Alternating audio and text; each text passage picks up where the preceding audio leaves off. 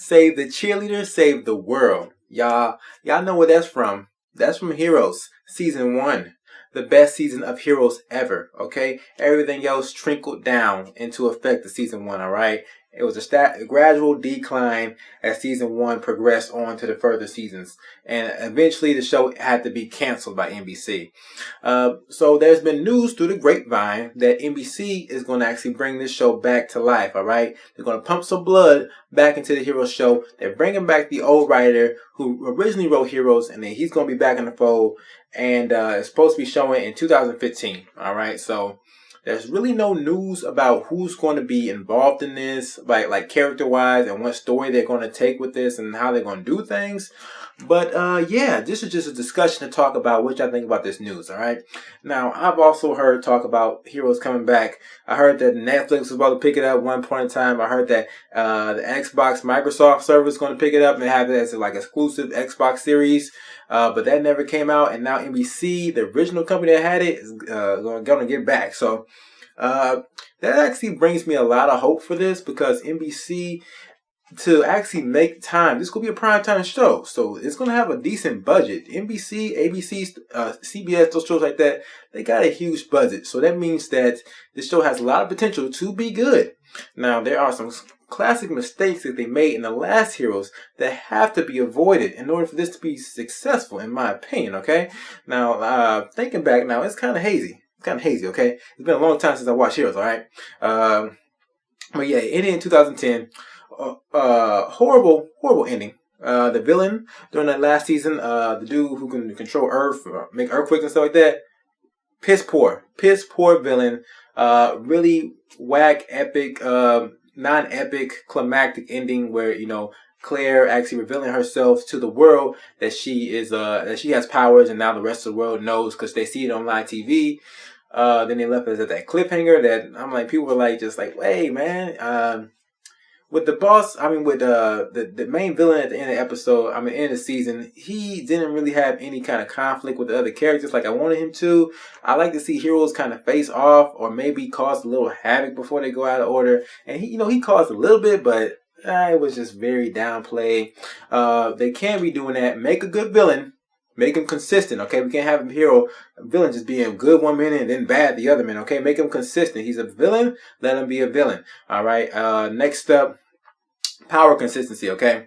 Now, they used to mess with characters' powers all the time, and I'm basically talking about Peter Petrelli and Hiro Nakamura, okay? That used to piss me the hell off.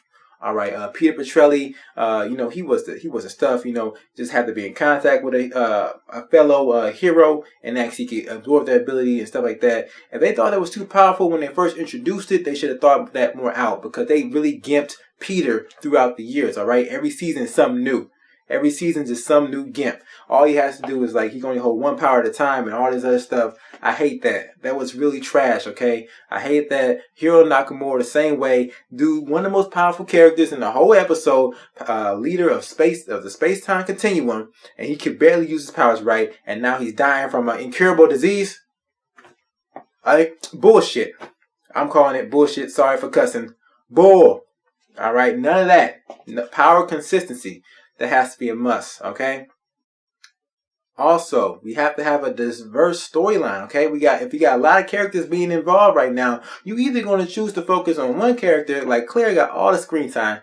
Claire, yes, she's pretty, but she is definitely not the most interesting hero, okay? Out of far, she's probably the most boring, okay? Because, regeneration and immortality are interesting in themselves, but flashy, fun to watch and stuff like that. No one cares about that. The guy who was probably the most entertaining during later seasons, Claire's father, was probably one of the best characters, and he wasn't even a hero. He had no powers.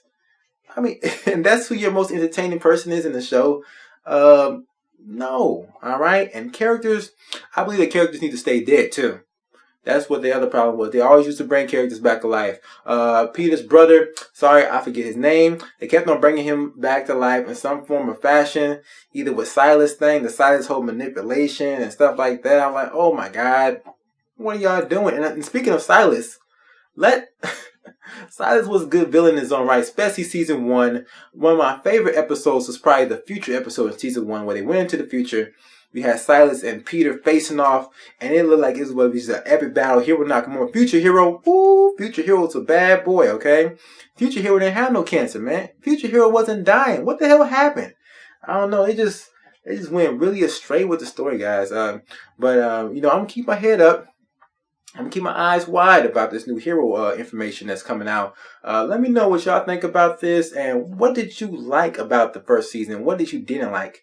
Now they made some mistakes. Anyone who doesn't admit that is blind. Okay, they made some mistakes during the hero's first run. What mistakes do you want to see avoided this time around? All right, but this is just a discussion video, getting some thoughts out of my head right now, and let me know what y'all think about this. All right, I'm out of here. Peace out.